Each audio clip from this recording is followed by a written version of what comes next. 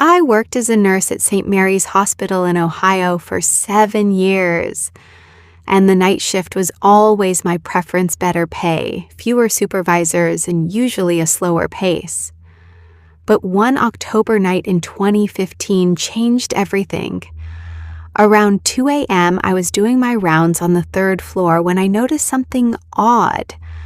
A man was walking down the hallway in a hospital gown, but his movements were strange, almost mechanical. I approached him to ask if he needed help getting back to his room, but he didn't respond. He just stared straight ahead and continued walking. I tried to touch his arm to get his attention, but he moved away from me without even glancing.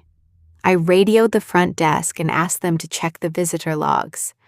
No one had entered the building all night except the on-call doctor, who arrived at 1:30 a.m. Confused, I decided to follow this man to see where he was going. He led me to a patient's room, the room of Mr. Henderson, a 78-year-old who was in for heart surgery. When I opened the door, the man had simply vanished, completely gone. Mr. Henderson was sleeping peacefully, all his vitals normal. I checked every room on that floor, the stairwells and the bathrooms. Nothing. That man disappeared into thin air. The next morning, I pulled Mr. Henderson's file. His surgery was scheduled for that day. I was so disturbed that I decided to check the hospital's security footage. The security officer looked confused as we reviewed the tapes. The man never appeared on any camera. Not in the hallways, not in the stairwells, nowhere.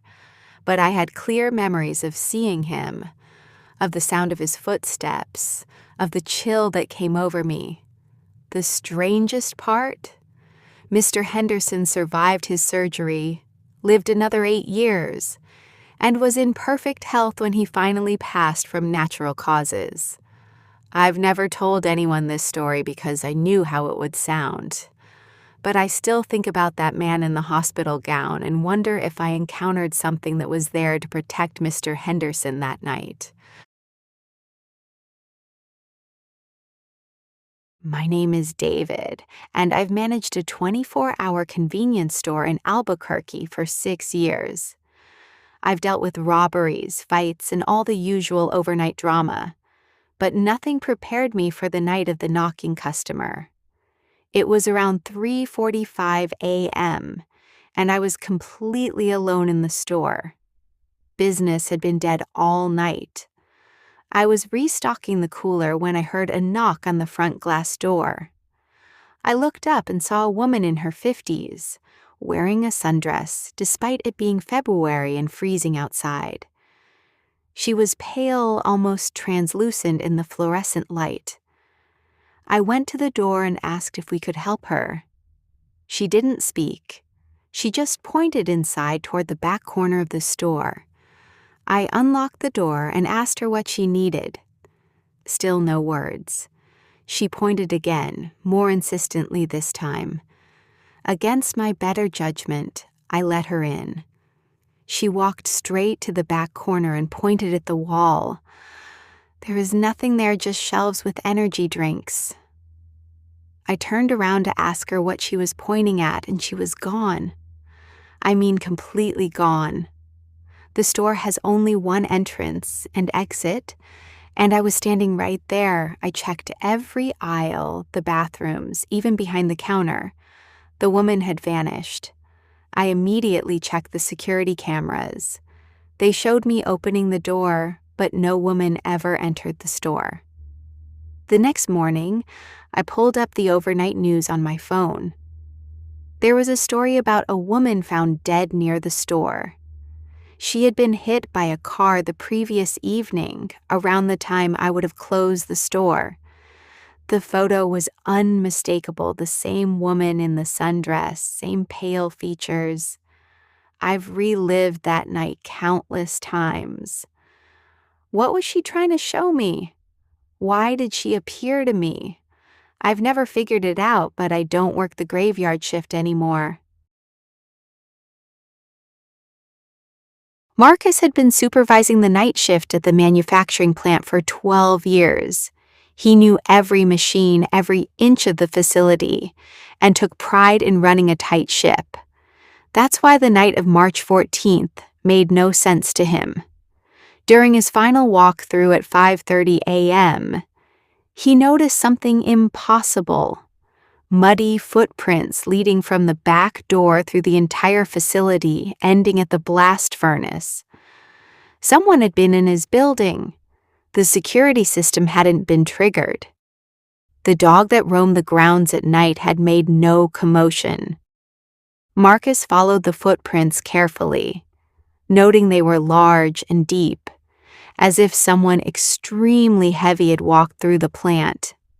The prints led directly to the furnace, where they abruptly stopped. Marcus called security immediately. By the time they arrived, the footprints had begun to fade, as if they were being absorbed into the concrete. Security reviewed every camera. No one had entered the building, no one had left. The back door had never been opened. 3 days later, one of Marcus's workers, Tom, a man with size 14 shoes and a reputation for trouble, failed to show up for his shift. Police found him in his apartment, dead for at least 2 days from an apparent overdose. He was Marcus's neighbor. Marcus transferred to the day shift and never spoke of the incident again, but his wife said he never truly recovered from whatever he witnessed that night. Sarah worked as a night janitor in a downtown Seattle office tower. It was perfect work for a single mother, quiet, predictable, and late-night pay. For 3 years, she loved the solitude of cleaning empty offices while the city slept. One Tuesday at 2 a.m., as she cleaned the 23rd floor, she heard her name called out clearly from down the hallway. Sarah. Just her name, spoken in a soft feminine voice. She ignored it. In a building with over 50 floors, sounds traveled strangely. But the voice called again, closer this time. Sarah. Then again. Sarah. She moved toward the voice, her cleaning cart forgotten. The hallway was completely empty. Every office door was locked. The voice was coming from everywhere and nowhere, echoing off the glass and steel. Sarah ran to the elevator. As the doors were closing, she saw a face, a woman's face, distorted and flickering press against the glass of a closed office door. But when she got downstairs and checked the security footage, there was no one. The building had been empty all night except for her. The next morning, she learned that a woman named Linda had committed suicide in that building in 1987, jumping from the 23rd floor. They never found her name anywhere in the building's recent records. Sarah quit that day and never went back. Kevin worked maintenance at a truck stop off Interstate 40 in Texas. He was always there at night, keeping the bathrooms clean and the parking lot maintained. Most of the overnight truckers were decent people, but the job could be lonely. One night, while cleaning the men's bathroom, Kevin noticed something strange about the mirror above the sink. It wasn't reflecting the bathroom correctly. The angle was off. Curious, he looked closer and realized it wasn't showing his reflection at all. It was showing the bathroom as it had been decades ago, with different fixtures, different paint, and a man standing in the corner staring directly at him. Kevin jumped back, terrified. When he looked again, the mirror showed the normal bathroom with his shocked face reflected back at him. He called his boss immediately and reported the mirror damaged. His boss dismissed it as a crack in the glass catching the light. But Kevin started asking questions. The truck stop manager mentioned casually that a maintenance worker had died in that bathroom in 1989, apparent suicide. They never found him. Just his mop and bucket. Kevin quit 2 weeks later. To this day, he refuses to use truck stop bathrooms.